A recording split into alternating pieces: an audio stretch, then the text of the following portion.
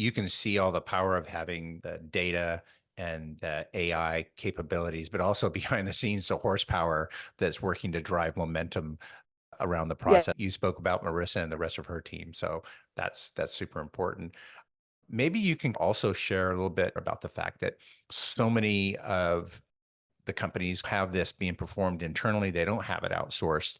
And so there is an internal cost to it. Speak to how your organization made that assessment between the cost to do this internally versus do it externally and how you're viewing that cost going forward.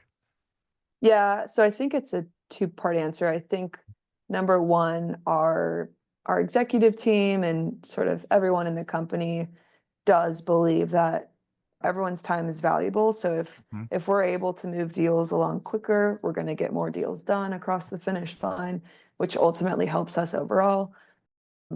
So I think that's one part that's maybe not budgeted for these types of reports. And then I think the other part, it goes back to having assignment fees in place for scenarios like where we would use an Otso report. Mhm. And it makes us a little bit more strategic with who we're using Otso for, if we're maybe concerned about what their financials look like versus if we have Panda Express and it's a corporate signature and kind of all of that. Right.